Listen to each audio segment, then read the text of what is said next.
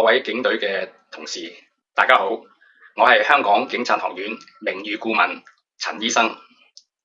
新冠變種病毒 Omicron 入侵咗香港，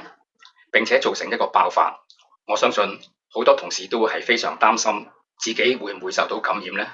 所以我今日就特別拍攝呢個視頻，希望能夠分享我嘅經驗，俾大家一啲建議，點樣去減低呢個新冠變種病毒入侵嘅機會。其實呢個新冠變種病毒可以入侵人類咧，主要係因為有三大嘅因素。第一就係環境之中嘅病毒量有幾多，第二就係每一個人嘅抵抗能力有幾多，第三咧就係嗰個病毒嘅傳播嘅媒介。咁首先咧，我哋講第一樣就係個環境病毒量啦。環境病毒量高嘅地方係高危嘅，例如醫院啦、診所啦、測試中心啦、隔離中心啦，都係高危嘅地方。所以大家同事進入呢啲地方嘅時候咧，都要小心保護自己，穿着合適嘅保護衣物 PPE， 亦都嚴格要控制呢個感染，呢個係非常之重要嘅。咁第二點，個人嘅抵抗能力咧，亦都相當重要。我對大家講，最少接種2劑新冠病毒疫苗咧，係非常之重要嘅。因為接種咗2劑疫苗之後咧，大家咧就已經係可以減低病毒嘅感染。就算係不幸中招大家咧都能夠係有效咁減低嗰個重病嘅發病率90%嘅。所以大家咧記住，最低限度要接種2劑嘅新冠病毒嘅疫苗。第二就係大家需要有一個足夠嘅休息同埋睡眠。大家唔好睇少足夠睡眠呢一點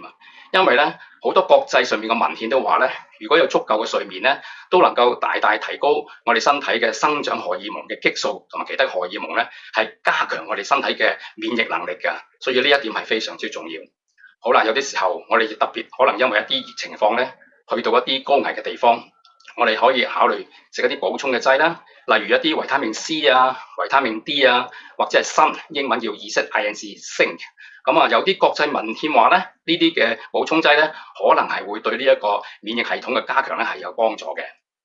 咁最後一點咧就係嗰個傳播嘅媒介啦。咁我哋一定要首先要明白咧呢個新冠病毒 Omicron 嘅特性。基本上面咧呢個新冠病毒 Omicron 係一個粒子，係有重量嘅，佢係會受呢個地心吸力嘅影響。咁喺個人口噴出嚟一段時間同埋一段距離之後咧，佢就會跌喺地下度。咁當然啦，如果係一啲室內嘅地方